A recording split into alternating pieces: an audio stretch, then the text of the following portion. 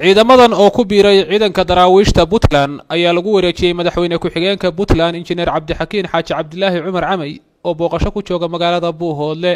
135 askari oo ku hubaysan 4 gaari oo tiknika iyo baabuur xamuula ayuu la wareegay madaxweyne ku-xigeenku. odayaasha waxgaradka iyo qurba joogta beesha guuleed garaad ayaa wareejiyay baabuurtaasi. anigoo caaqil Cali Xaaji Cumar Qaal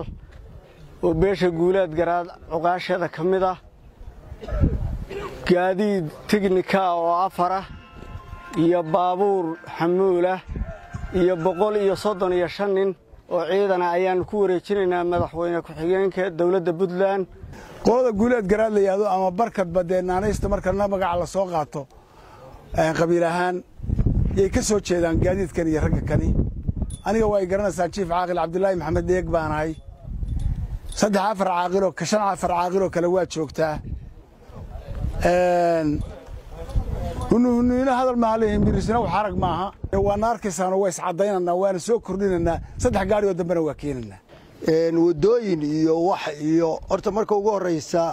waxaan leenahay xanay ku jab xaasido ku jab xanay ku hadh 4 gaari baabuurta waa 4 tiknikada ah iyo gaari xamuul oo ciidanka saadka iyo infantryga u qaaday ciidanku 135 way hubkoodii yaryara wata tiknikadoodu waa 4 gaarigaasina waa ka waxaan leenahay madaxweyne ku-xigeenka dawladda Puntland barkad wixii laga sheegay maanta fagaare yaalan isimo cuqaal iyo waxgaradka Buuhoodle ayaa dhankooda bogaadiyay ciidankan lagu soo wareejiyay dawladda Puntland oo ka mid noqonaya ciidanka qalabka sida ee Puntland.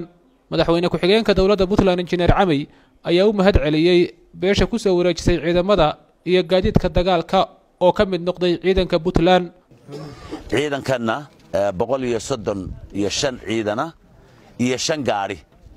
oo 4 tiknika tahay iyo gaariga xamuulka ahaa siday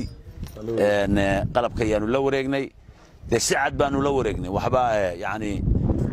tugna maxado waa la wareegnay waana ciidan dawladeed laga bilaabo hadda waxa weeyaan ciidan dawladeed waxa weeyaan inta kale dhulbahante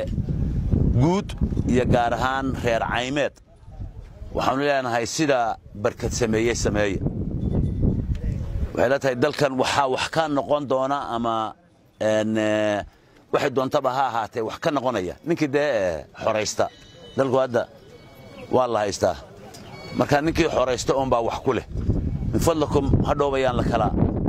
caban la kala yaad sheegan waxaan leeyahay gaadiid fara badan baa yaala wixii ka qayb gali karay hadeer na soo baxeen wixii gadaal imanaya inay yimaadaan difaacana sidii uu sheegay Suudaanku waa hal dhagax baan laba shibrood ku dilayna. Khadar Cawl Ismaaciil Goobjoog Buuhoodle.